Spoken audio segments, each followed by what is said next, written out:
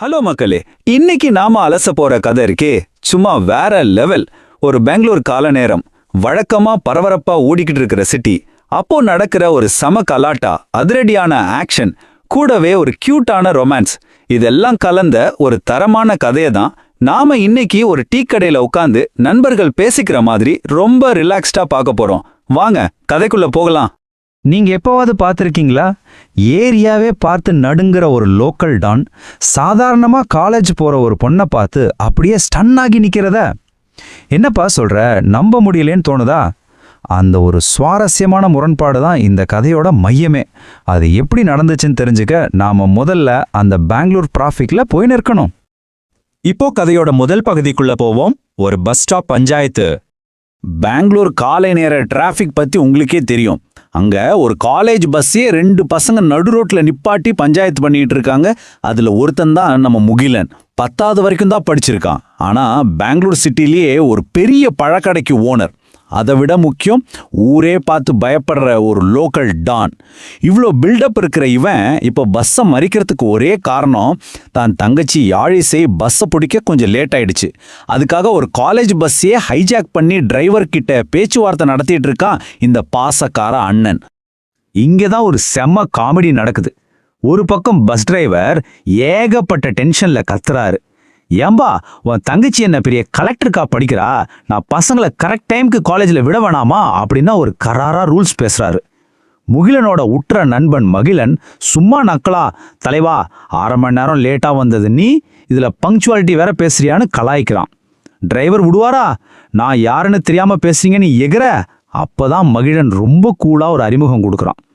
ஊர்ல முகில்னு ஒரு பெரிய தலை இருக்குல்ல, அந்த நல்ல மனுஷன்தான் இவரு.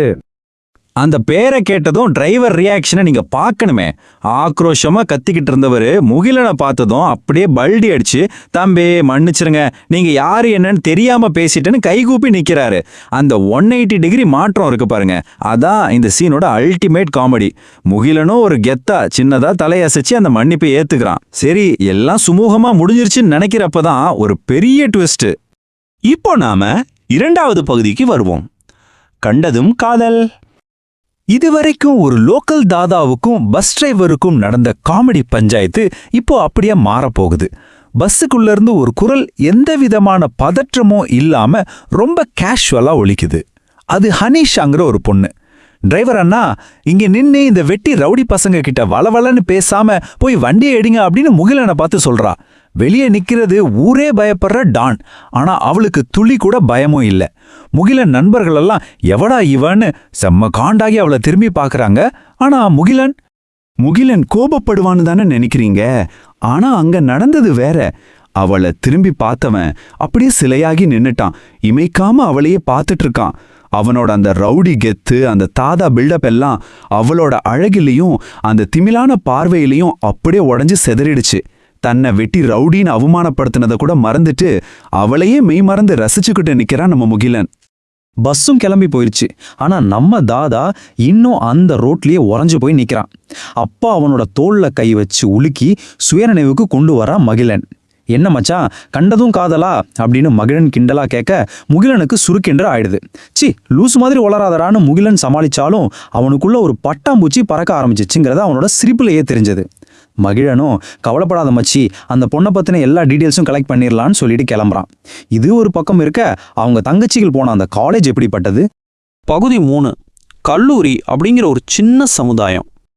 இப்போ நம்ம கதை அந்த பெங்களூர் காலேஜுக்கு மாறுது. அது ஒரு மிகப்பெரிய கேம்பஸ், ஒரு சின்ன சமுதாயம் மாதிரி அது இயங்கிக்கிட்டு இருக்கு. அங்க பயங்கரமான ஒழுக்கமும் இருக்கும், அதே சமயம் மாணவர்களுக்கு முழு சுதந்திரமும் இருக்கும். இதை நிர்ணயிக்கிறது ஒரு இளம் வயது கரஸ்பாண்டன்ட். அதோட அந்த கேம்பஸ் முழுக்க மரங்களும் செடிகளுமா இயற்கையோட அமைதியில இருக்கும். இந்த புது உலகத்துல முகிலனோட தங்க யாழிசை கொஞ்சம் பதற்றமா இருக்க, எந்த பயமும் இல்லாத நம்ம ஹனிஷா யாழிசை கிட்ட போய் பேசி அவங்க 2 பேரும் இன்னொரு தோழியான மகிமாவோட சேர்ந்து ஒரு கியூட்டான மூவர் கூட்டணியை உருவாக்குறாங்க. எல்லாம் நல்லபடியா அமைதியா போய்கிட்டு இருக்கிறப்போதான் 4வது பகுதி. திடீர்னு வெடிக்குதே ஒரு கொடூரமான சண்டை.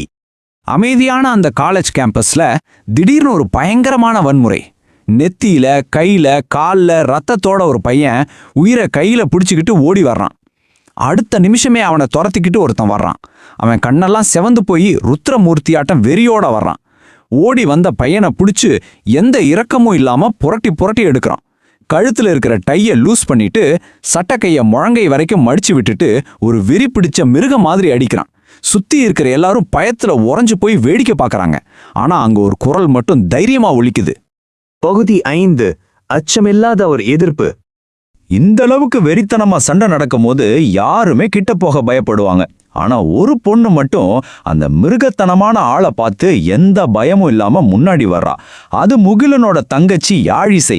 உனக்கு கொஞ்சமாவது அறிவு இருக்கா? ஒரு மனுஷனை இப்படி ஈவு இறக்கமே இல்லாம அடிக்கிறியே.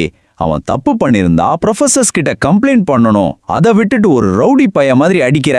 உனக்கெல்லாம் எந்த முட்டாள் காலேஜ்ல சீட் கொடுத்தான்? காட்டு பயலே அப்படின்னு ஒரு போலீஸ் ரிப்போர்ட் படிக்கிற மாதிரி எவ்வளோ தெளிவா கூர்மையா அவன் தப்ப சுட்டி காட்டுறா பாருங்க.